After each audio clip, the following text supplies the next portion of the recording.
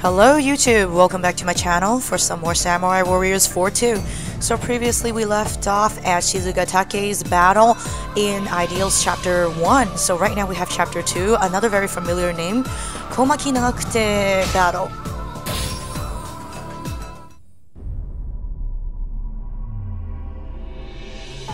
Ishida Mitsunari, Kato Kiyomasa, Fukushima Masanori。若き子飼いの将は静ヶ岳の戦いで躍動した。勝家を倒した秀吉は信長の後継者であることを天下に知らしめる。信長の子信雄は秀吉の勢力拡大を止めるべく徳川家康と組み秀吉に対して挙兵した。秀吉は優秀な子飼いたちを引き連れ家康信雄連合軍と対峙した。この戦で天下が決まる。子飼いたちはそれぞれの決意を胸に決戦に臨んだ。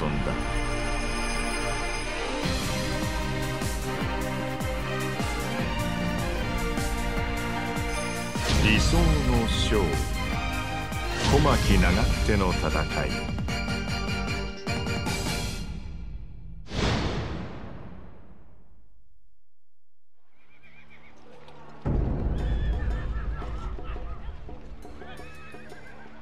年家ようわしのとこに来てくれたな。ああ、ようやく吹っ切れた。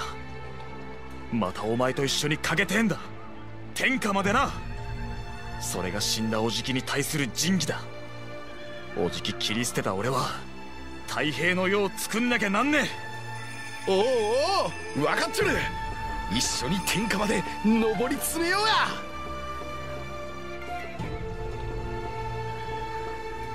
秀吉様、利家殿はまだ勝家のことを思っております。おそばに置くのは危ういのでは。そういう男の支えが必要なんさ。柴田殿への思いを簡単に切り捨てる男じゃったらいらん。わしはな、水成、天下のためなら何でもする。どんな非道も悪行も辞さん。人間としての情を捨てるんさ。そんな時利家の存在はどえりゃでけえ。あいつはどんなにエロうなっても情を捨て、いつまでたっても柴田殿のことも忘れんじゃろ。それでええんじゃ。そんな奴がそばにおってくれるだけでわしゃかろうじて人でいられる。秀吉様、三成たちの存在も大きいで。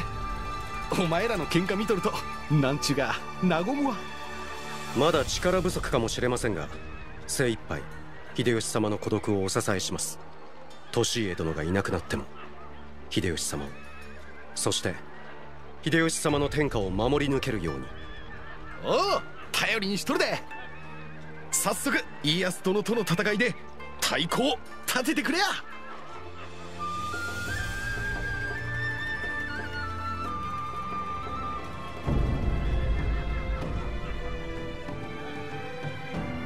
三成、俺は別動隊に組み込まれた。そばにはいられないが清正たちとうまくやれよ。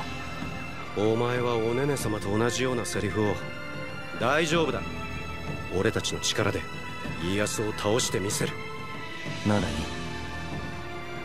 い。家康は一丸にならねば倒せぬ相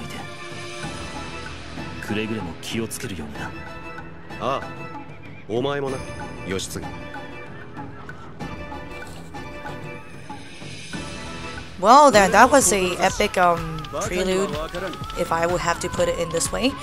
I guess it's like a monologue of Hideyoshi, how he really feels about taking over the world. Well, not world, taking over Japan in general. He knows that anyhow, if he's trying to do what he's doing right now, as in uniting Japan, he's going to be the enemy and the hate of all the people there, because he's actually waging wars all over, the city, and also he is going to, well, get framed for the fact that he is actually,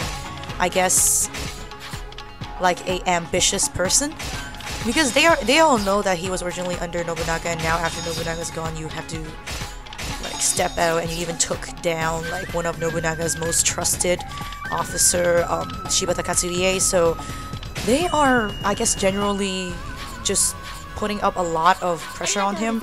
And another reason is because Ieyasu, Tokugawa Ieyasu, is also one of, I guess, part of Nobunaga's, I guess, power circle. And he is, in the real history, is actually making up a lot of stuff to trying to say that he's doing the good of Nobunaga, trying to carry on Nobunaga's legacy. That's why in the, I guess, the prologue section of this particular playthrough, they mention Nobunaga's son.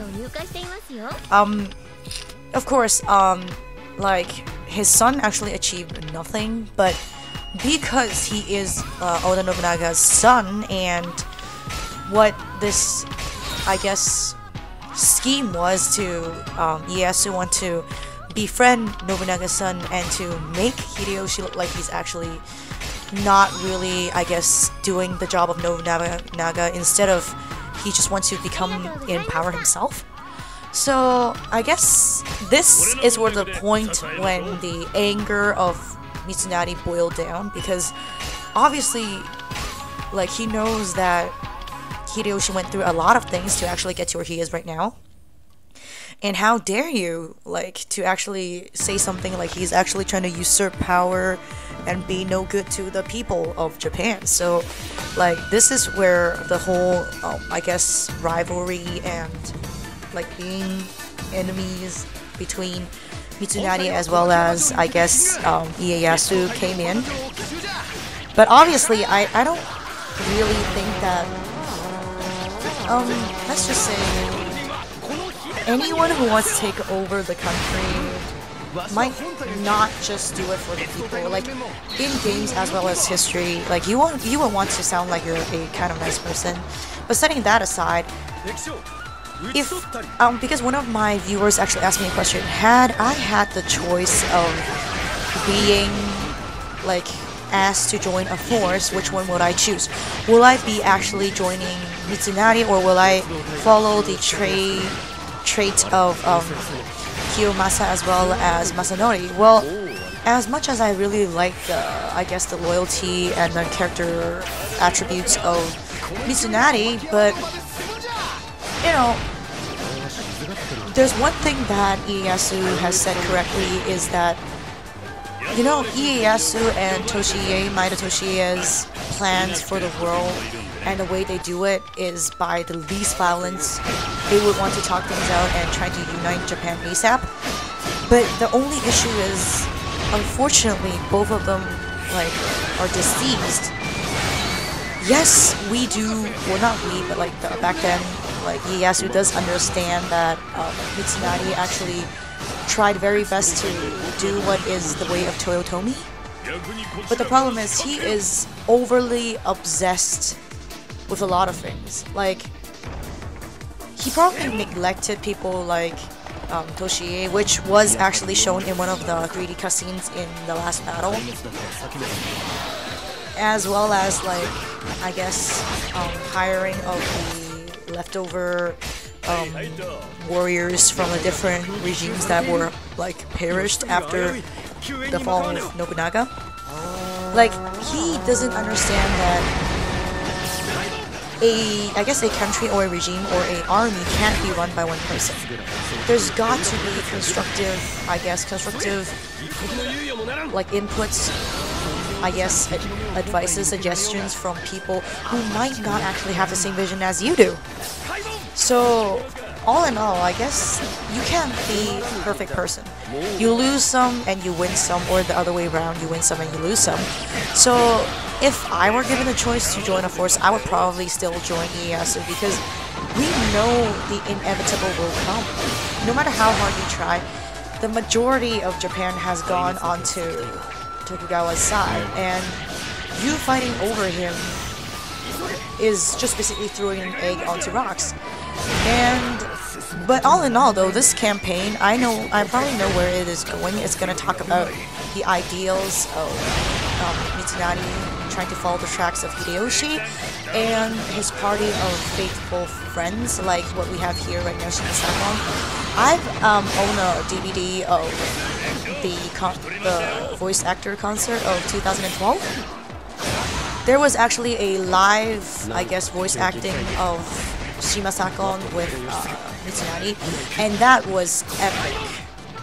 Like, it's like the moment before the final, I guess, execution of Mitsunari. Shima Sakon was like, it's okay, I'm fine, I'm still doing great. Just leave the battlefield. Just get out of here. I'll meet you up later. And then after Mitsunari like left, he's like panting really hard because he's actually like suffering from a fatal, I guess, blow. It was like a gunshot, if I remember correctly from the history.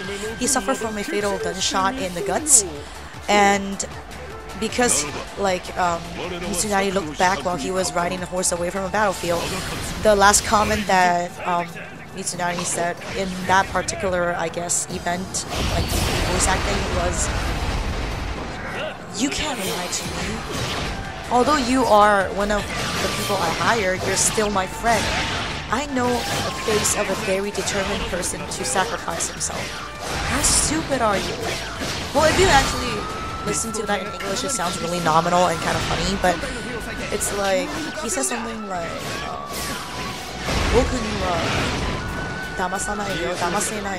yeah, it's like, I'm using incorrect Japanese because I have been enjoying way too much booze in my dinner. It's like, he said something like, 死の覚悟はできたからそういうことが言える。覚悟した人の表情が分かっている。He's like, because you are prepared to sacrifice yourself. I know a person who is ready to do anything for a bigger cause, and I know that face of yours. So it's pretty epic, and that's exactly how the history portrays Shima Sakon. He's actually like I guess a good friend and a loyal warrior. Obviously, I really like this character too. He's pretty OP, although he's not wielding those like poleaxe weapons, but his humongous cloud from Final Fantasy type of like comically enlarged sword is just absolutely nuts. Like, he's really strong. Although I'm not doing him justice by losing a lot of health, and fortunately we have a haystack right there. Yeah, about trivial nominal like stuff of Samurai Warriors. In that same DVD, like, they talk about how they have a character popularity vote, and it was really outstanding how Shima Sakon actually got number 1. Number 2 is Sanada Yukimura, and number 3 is actually what's his face, Ishida Mitsunari. It was of the year, I guess, 2011. So it's pretty cool. It's not hard for you to actually like a guy who is loyal, capable of doing a lot of things, and a smart person. Although he's kind of violent and very good at like melee fighting skills, but he's indeed very smart because he's one of the, I guess he was in history as well as the modern day historians, like I guess papers, has claimed him to be one of the smartest men in the Warring States era.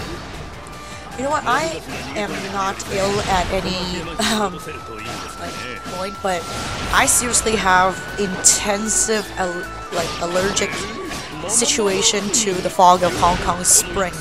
I'm not kidding you, like, I don't even know what's in the air because I have used like nasal sprays in the morning. It says it's supposed to last me 12 freaking hours, and it's already like only, I guess, like 10 hours, and my nose is like half dead. So I guess after I finish recording this playthrough, I'm gonna go spray my nose again and then come back to another playthrough. Yeah, I said I'm only doing 3 today, but you know what, it's almost Chinese New Year, and I really like you guys for all the support and love, so I really want to like finish as much parts of this game for you guys. So for those who might want to get it, you can still reconsider if you're getting it because it's a full game price, and you can see what is actually in the game. If you don't want to like see spoilers, you can just actually I guess like just listen to the like beginning and end comment. And those who are actually unable to get it or doesn't want to get it, just want to see what happens in the game, and feel free to watch the videos. I'm always happy that people could like find something new from my videos too. As for I guess other contents other than Let's Plays, I am planning to do like some maybe 1 or 2 videos that are all of the Koei Warriors, but technically not really about the I guess like gameplay wise stuff. But you know, I really suck at editing. All I know how to edit is to mute my voice and like do easy cut and paste stuff. So I'm not really confident if I could really actually make good videos, because I have OCDs on a lot of things, so I'm not sure if I'm capable of accepting myself making really crappy videos for you guys. But just bear in mind, I think within a month I will try to throw something out that is not just playthrough of games. So please look forward to that. And those who are actually Asian, which I'm not sure if there's any Asian viewers, because my statistics show that most of my viewers are actually from English-speaking or European countries. So if I have some Asian friends who actually celebrate the lunar calendar New Year, like I do, well I technically don't, but my family does, I want to wish you guys a happy lunar holiday New Year, and may you all prosper in the year of the, I guess, lamp.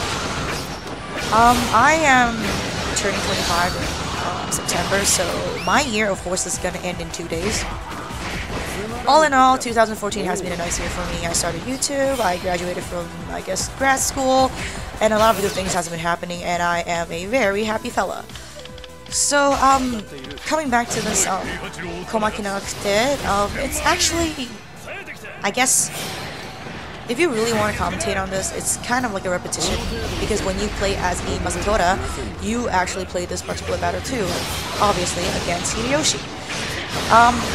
Like, I guess this type of repetition-wise, unless you really like the characters a lot, you probably don't enjoy doing all the, I guess, tedious replays. But for myself, because every single playthrough had at least 5 to 10 minutes worth of, I guess, like background info and like a little bit info on the particular characters that they want to concentrate on, so I actually enjoyed it. But honestly, if they have a lot of the same battle, which I am pretty sure this Komakinagakute, or I guess the previous Shizuka Take's battle, is gonna be repeating itself again, as there is one particular, I guess, campaign that actually featured Oda Yoshisugu as well as our boy here, Mitsuhide Mitsunari, so it's probably gonna have some overlapping. I'm pretty sure out of 5 there's gonna be 2, I guess, not so overlapping battles, and there's gonna be at least 3 that you have seen it from other places. But judging from, I guess, the like amount of new contents added in, it's not cool, but it's bearable to actually go through some sane battles.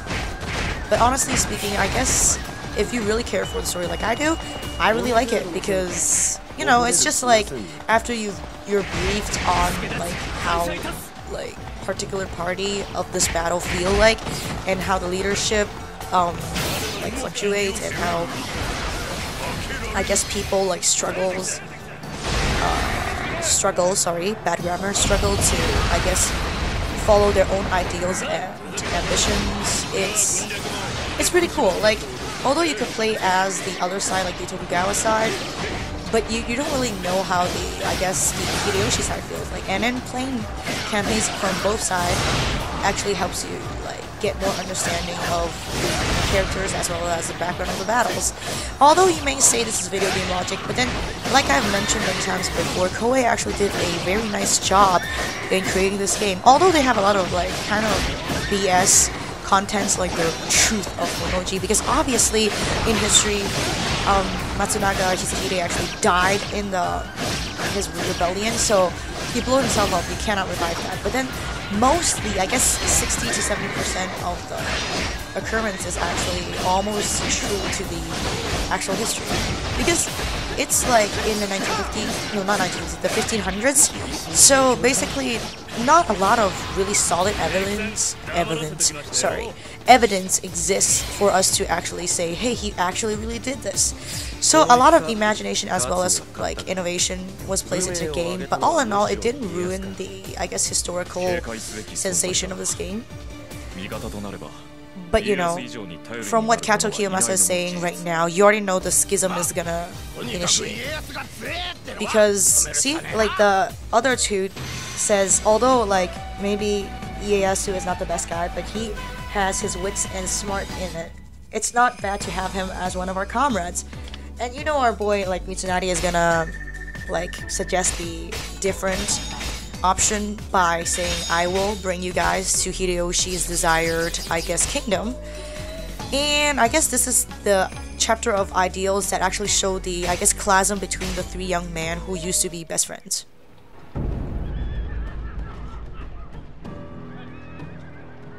秀吉様が家康のもとに出向き講和を申し込んだ。これが何を意味するかわかるか。そりゃあれだ。家康が味方になりゃおじきの天下だからじゃね。俺は別の見方をしている。秀吉様はそれだけ家康のことを信頼しているんだ。秀吉様には実子がない。後継者候補の秀次様もご養子となれば、秀吉様の作った世を安定させるには家康が秀吉様の支えとなる必要がある。家康を支えにだと？何バカな。俺はな、清正、秀吉様と直に話し約束したのだ。俺たちが秀吉様を支えてみせると、秀吉様が俺たちを差し置き敵である家康を頼るわけがなかろう。ちょっと待て三成、てめえ何勝手におじきと約束してんだ。お前は秀吉様を支えるつもりがないというのか。そういうこっちゃねえだろ。俺たちはいつも一緒にやってきたじゃねえか。最近てめえ一人だけおじきにべったりでよ、よくわかんねえことこそこそやってよ。嫉妬は見苦しいぞ正則。てめえぶん殴れガチで。やめろ二人とも。俺たちが喧嘩をして何の意味がある。おや、勝ったってのに何ですこのギスギスした雰囲気は。いや、何でもない。行くぞ正則、少し頭を冷やせ。貴様、何の用だ。これは怒られるとは心外ですな。決裂を防いでくれた礼を言われるんならわかりますがね。礼を言う、これでよかろう。やれやれ、仕方のない御仁だね。